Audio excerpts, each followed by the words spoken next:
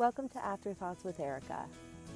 My name is Erica O'Meara, and as I begin my journey to becoming an end-of-life doula, I'm challenging myself to talk to 100 people about death, dying, and what comes next. Join me as we explore these stories and work together to make the topic of death less uncomfortable, one conversation at a time. Afterthoughts with Erica is intended for entertainment and educational purposes only. The opinions expressed are solely of the speakers and do not represent legal, medical, or financial advice. This series does not supersede any written last will and testament, legal documents, or directives. Please note that this series may contain adult subject matter and with strong language. Viewer discretion is advised. Hi, everyone. Welcome back to Afterthoughts with Erica. My name is Erica, and today I am joined by a very dear friend of mine, Linda. Linda is a wife, a mother, a widow. She's got a lot going on, and I can't wait to hear your answers today, Linda. I'm very excited for this. So thank you so much for joining me. It's my pleasure. Let's get right into it. Okay. Are you afraid of dying? No, I'm not. I think the answer would have been different before I've lost so many special people. But no, I'm not afraid of dying at all. I mean, I don't want a painful death, of course, or a horrible, scary, frightening death. I hope I get to grow old and, have a normal, natural death. But no, I'm not. I think that our experiences in life definitely help mold that, whether there's fear or no fear. I wholeheartedly agree. Is there a death in your past that profoundly shaped or changed the way that you view death and dying? Yeah, absolutely. When I was 33 and my husband was 36, he passed away from cancer. And we had only been married not even quite 5 years. And that was extremely profound. Just going through his illness and then, the aftermath and figuring out who I was by myself after that. Watching someone who was incredibly strong and healthy and fit and vibrant slowly pass away. It was very difficult. And then, years after that, I lost my father. He was 85, so it wasn't, it was still terrible, but it was more sudden. And it's kind of expected. That's the order of things in life. And then last year, I lost a best friend who's also a mother, and our kids are close friends. And that was very devastating as well. Sure. And would you say that that did shape the way that you feel about death itself? Like we're saying with the fear of dying, do you think that that shaped that? Absolutely so. Because, I mean, we're all going to die. No one's getting out of here alive. So it in a lot of ways, it made me want to live as much as I can, because none of us knows when our time is coming. And it also made me want to be more I guess, prepared. With my husband, he was on hospice, and I didn't know much about it then as I do now, but we knew it was happening. We had accepted it. As I said, my dad was sudden, and then my best friend last year, I saw that it was coming, and I think she and her family may have been more in denial, thinking she's going to get better, she's going to get better. And I just knew in my heart that I wish she had been on hospice, and I wish she had a better exit from this earth. And she didn't, unfortunately, at least in my opinion. So Sure. And that's really rough to yeah, witness as a bestie, I'm sure. it was. And knowing she left us, a 9-year-old behind who was also fighting for her life with cancer, and she's fine now, but it was an extremely tough situation. It sounds like it. Yeah. So after experiencing those deaths, what are your thoughts on the afterlife? Do you believe in the afterlife? I absolutely do.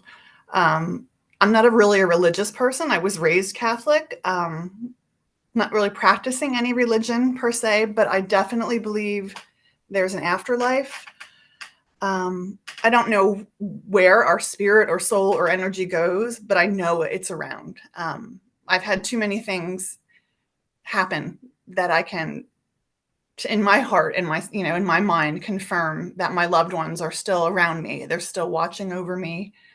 Um, and I don't know if you wanted to hear any examples of things that have happened, but no, I just know. And I mean, even like losing other relatives who, were old and were dying, and they would tell us, oh, my brother was just here visiting me. Well, her brother had passed away. And I like to think that our loved ones are there waiting for us to greet us, to take us to our next place, because, we're energy, and energy has to go somewhere. It doesn't disappear. So yeah, I absolutely believe in an afterlife. And that's what's comforting. That's why I'm not afraid, because I know I'm going to be with my loved ones again. Absolutely. I love that idea too, that they're just sort of standing there waiting for us at Yeah. the end. Mhm. And that is a very common thing when people are, on hospice at the end and um, getting ready to part. Yeah. They see those past relatives, Hmm. and I love that idea. That's just such a beautiful idea. Absolutely.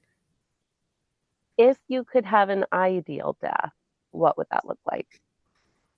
Well, I mean, I kind of touched on this before, that, nobody wants to have, a tragic or painful or horrific, death. We can only hope that, I go in my sleep. I'm an old person. I go in my sleep, but I mean, you know, it's probably likely that, you might die of a disease, and I would want to definitely be on hospice. I'd want to be pain free. I would want to be surrounded by my loved ones. Um, have music playing, and, hopefully be able to talk about, why I love you so much, or, we forgive each other for things that may have been like harboring, that would be ideal, to be, comfortable, not in pain, surrounded by loved ones, music around me, you know, um, just to be happy, and to hopefully have lived a full life, a long life. Yeah, Yeah. that sounds ideal to me. Yeah. If you could bring one thing with you in death, what do you think it would be?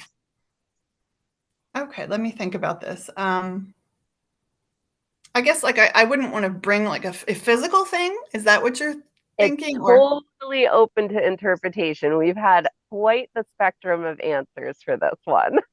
well, I think I'd want to bring with me, or have with me, or around me, like I mentioned before, I want my loved ones to, like, who are already deceased, to be there waiting for my dog, my cat, like, animals that pets I've lost in the past. Even like both my grandmothers were deceased before I was born. So I want to meet them. I hear from my mom, I have a lot in common with my grandmother, and I'd like them to be there for me. I'm just getting goosebumps thinking about it, because Me too. I feel like I know they're around me and watching over me. So Absolutely. that's what I want with me when I want the energy, or the spirits, or the souls of my loved ones Yeah. with me. Yeah. How do you want your funeral to go? As we get older, we attend more funerals and we see different things.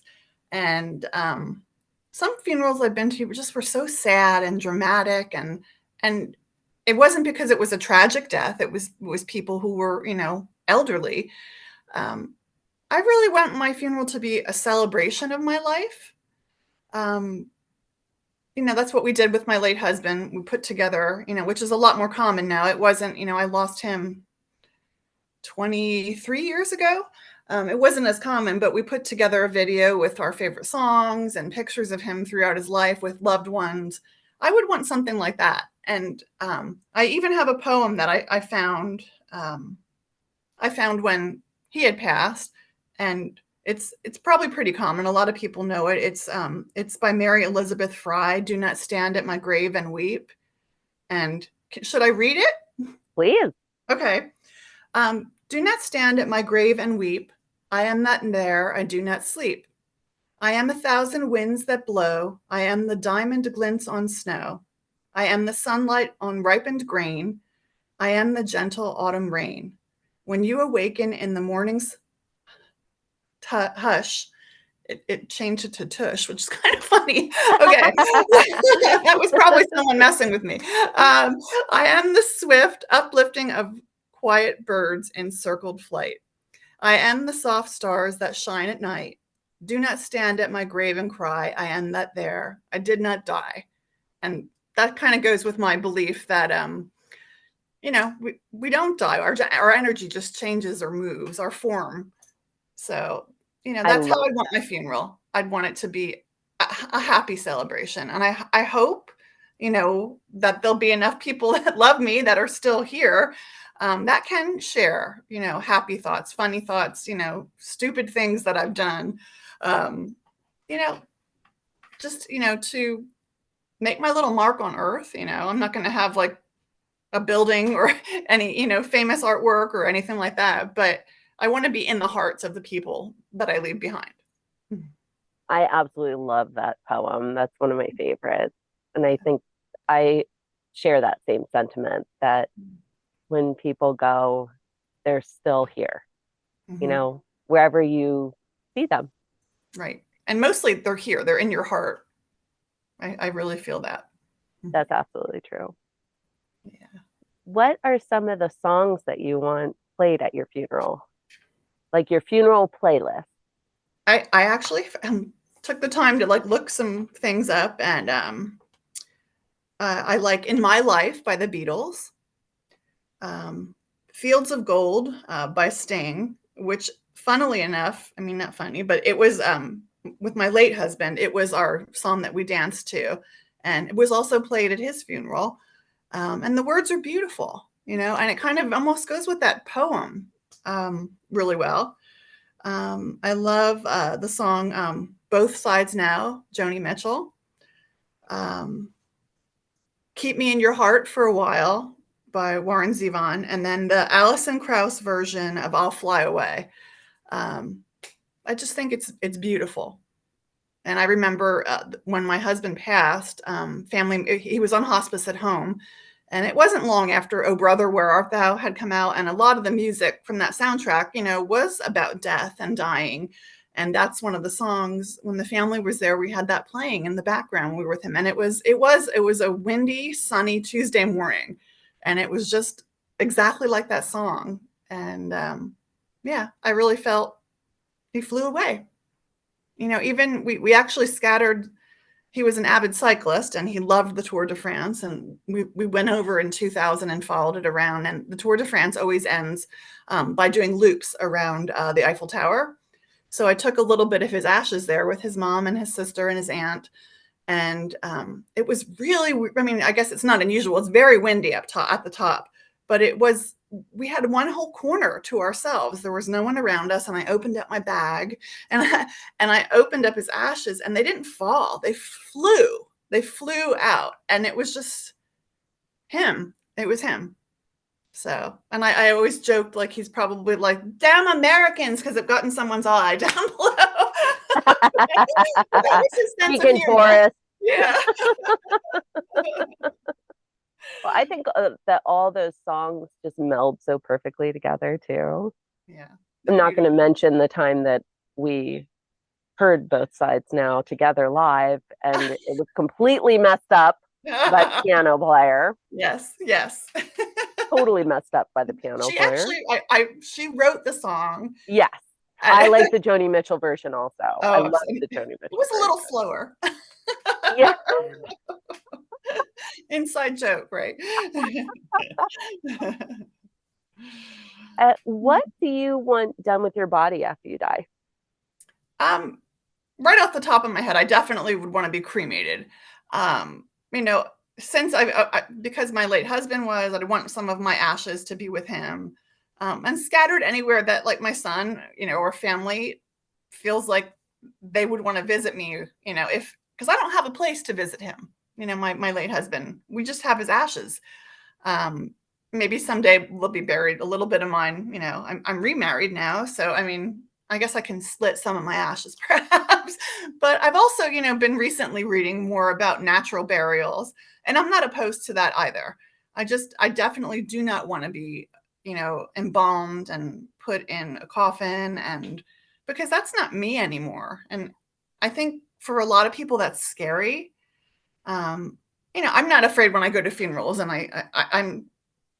I'm perfectly fine going up to the coffin and saying goodbye to my loved one and touching them. And but a lot of people, I think that freaks them out, and and also I don't think it's good for the planet, and that's important to me too.